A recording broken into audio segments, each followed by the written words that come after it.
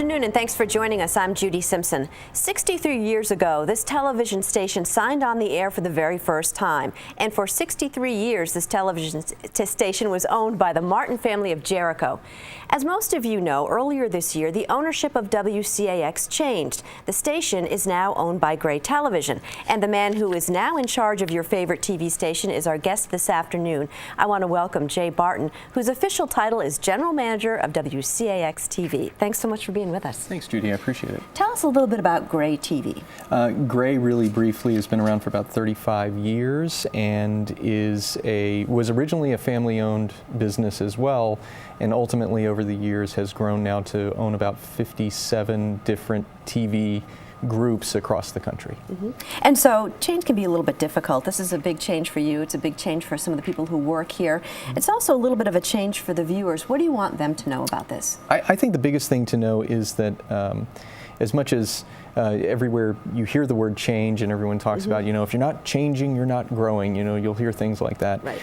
But as a viewer, I don't like change all that much, especially in the faces of the people that I welcome into my home. And so one of my personal goals, but then also one of the goals of our company, is that we don't encourage change. We want people to live their lives. So if their life makes them choose to leave, which has happened a couple of times at this station recently, if you're a viewer, I can absolutely see why you might think, oh, well, there's a new company and then someone leaves. Those two things are connected, but they're not. Those are things that would have happened anyway. Right. And as I was talking to Darren Perrin earlier, in a program earlier, he said the same thing. He said, you know, people are constantly moving on, going on to bigger stations, bigger paychecks, but it just always seems to happen in a wave. Yeah, it does. I think that's how life is. In being a manager, I always seem to notice that if I had one person, I always call it graduate from a department or from a station, you're sure to see 2 or 3 more over the course of the next few months. And in fact, that's what we've seen, is just a confluence of personal life events and then personal choices for different people. And they all kind of happened right as Gray is coming in, right as I am getting to know these folks. It's like, hi, nice to meet you, bye. You know, Don't take it personally. Yeah, that's right. That's right. I wondered if it was my cologne, but you know. So. Can the model of a family ownership like the Martins work today for one station? I think that it can, but that's a qualified answer.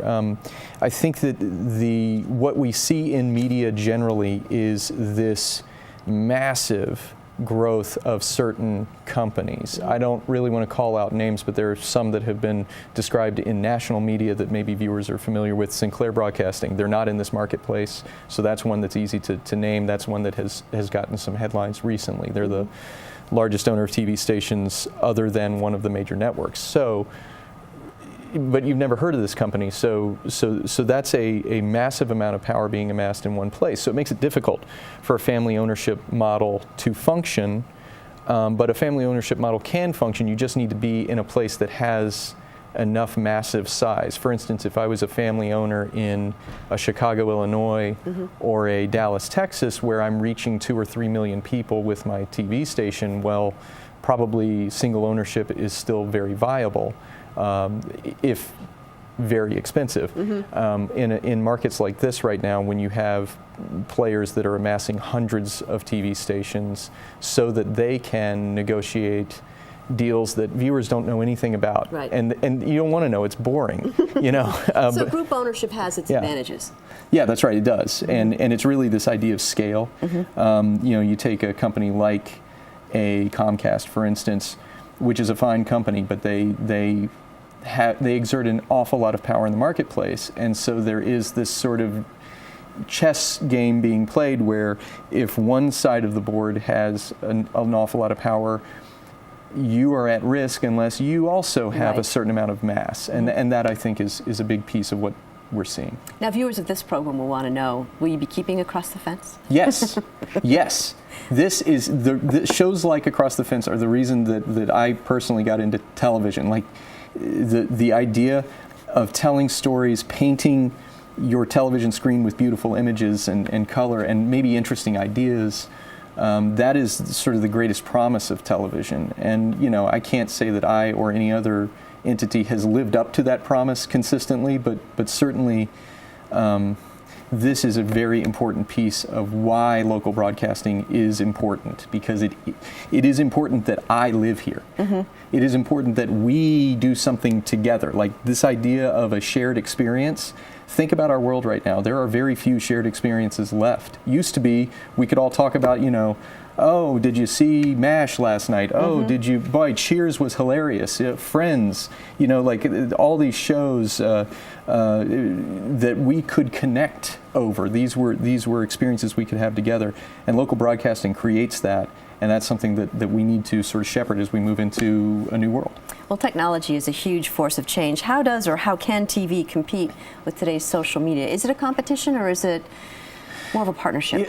Yeah, I think it's all of the above, and I think it depends on the moment. And that is sort of the most difficult piece, is that in a moment, this morning, there is news that has come out of, say, the White House or overseas that is interesting, and so our affiliation with CBS at WCAX brings that to viewers here.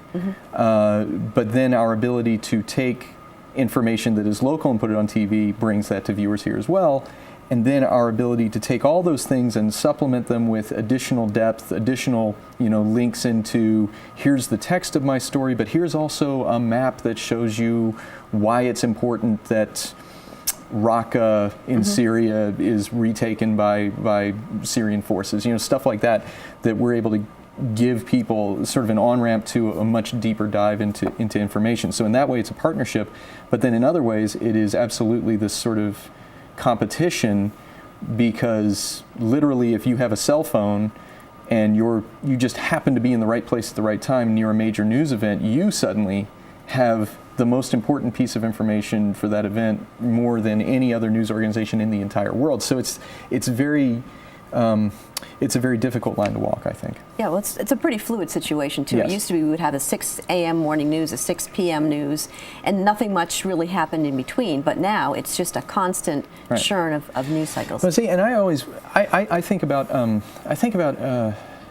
Pearl Harbor is a really great example in my unstudied mind of a moment where we knew what happened at Pearl Harbor as a culture within a couple of hours, which at the time was lightning fast. Right. But it was just radio reports, and you didn't have a picture, and you just heard what one or two people were saying. You didn't know what had happened. I mean, FDR is talking to Congress on the same newsreel that shows you the first footage of the Arizona sinking. So you have news happening absolutely as fast as it happens today, but being reported more slowly. And I think that our minds grasped it a little differently then, and things of importance had importance then. Now, urgency trumps true importance, and that is a real fear that I have for journalism, for the knowledge of our culture, is that we've been trained that new is better. New and now is better, and that is certainly true part of the time, but it is not true all of the time. And I think, like anything, a certain amount of moderation is the key. Our problem is we're in a culture that this is a business as well, and so for you to be at the head of your business, you have to give people what they want. So there's all these tensions that are I think at work, and it is important to try and undergird good, true journalism at the same time that you meet those needs for viewers. Right. So, tell us a little bit about your background in television. Briefly, I was very fortunate to want to be a filmmaker, and as a wannabe, I started making commercials, and then I decided that I really enjoyed making TV commercials at my first TV station, which was a little CBS affiliate in Abilene, Texas, which, if you don't know where that is, get out a map, and you know how it's green on the east part, and then it turns brown? Like where the green turns to brown, that's where Abilene is in Texas. So, but anyway, so that's where I started, and I went from making commercials to running a department there, making television, making the actual newscasts, and ultimately was on the creative side for 6 or 8 years, and then I moved into selling commercials, And I was on the sales side for a long time, and for about 10 years, and ultimately was able to become a general manager. And I haven't burned a TV station down yet, so we're still at work here to make it good, you know. Well, you've been in Vermont for about 4 months now. What are your impressions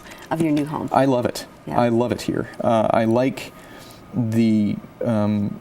I like, there's a lot of course I'm in Chittenden County, and I think that if you're in a different county, you might argue that that's not quite the same as everyone's daily experience, and I think that's reasonable. But what I like is this sort of ideals. We value ideas, we value our freedom that our country affords us. At the same time, we're practical. You know, I don't know if this makes sense to people, but if you've ever been around people who are really, really, really from the city, like they grew up in the city, they don't understand agriculture, they don't understand wide open spaces as anything other than a backdrop to their life, right? These are the type of people who, if you say, where do eggs come from, they don't say chickens, they say the supermarket, right? You know, and I think in Vermont we have this understanding. I use the term "we" sort of loosely. I hope nobody gets offended, but I want to say that I live in Vermont. This is not. We're not dipping our toe in the water. This is both feet all in to live here. And what I've found is that people really understand how things work, why they work, and that practical application of our intelligence to me is just wonderful. I feel like there's so many things about the politics of the state, the way things are run, and yes, everything can be better. You know, but at the same time, I just have fallen in love with the way that Vermont seems to work is very exciting. So. And we talked a little earlier about technology, and I know you're a parent. How do you think you're going to balance technology with your son growing up? So technology is addictive. Yes, it just is. I have known this since I was a kid, when you just turned on a TV and I would stare at it. You know, we have joked about when this station first came on the air, people would watch the test pattern, you know, and I am one of those. I am a person who would just stare, you know, at the lights of the TV, and so I understand the glow of a screen is an intoxicating thing, and my son absolutely wants to be on the computer, wants to be on the iPad. So we have rules in place for his usage. He earns the right to play a video game via good citizenship, via doing his chores. I mean, he's 7, so it's not like we expect a lot. You know, read your book and you can earn the right. But we feel like homework has to come first, education has to come first, and then you earn the right to have access to the technology. And hopefully that's not incentivizing the wrong thing, you know? But at the same time, I think it does. If it's something he really enjoys, then it's a nice reward benefit situation. I don't know that he's at the place where I can say, you should do this because it's good for your deep inner person and your thought process. He's going to be like, I just want to play video games. Yeah, so, well, but it's, it's not taking that kind of technology for granted and just thinking, I can use it whenever I want for whatever I want. Oh yeah, no. I'm really nervous about that, and I think that there are a lot of people. I've read several articles recently about the men and women who designed many of the ways that we just take for granted our cell phones, for instance, to work. Were designed to get us addicted to using those applications and keep us addicted. And they are now, these same people who came up with these processes are now saying, you know, I'm turning technology off in my life because I want to be happy. And I kind of have a rule: if you want to be happy, don't ever read the comments on Facebook. That's an interesting point, because this is now part of it. We get a lot of feedback from people on social media, and there really has to be a way to balance that. Right, and understand what I mean there. I do cherish people's feedback, whether it's a Facebook comment or email or so forth, because whether you have a degree or a master's or a doctorate in media and the application of journalism and all those things, or you don't, one thing that you are totally an expert at is your opinion. And so if you don't like something, you don't like something, and that's a fair thing.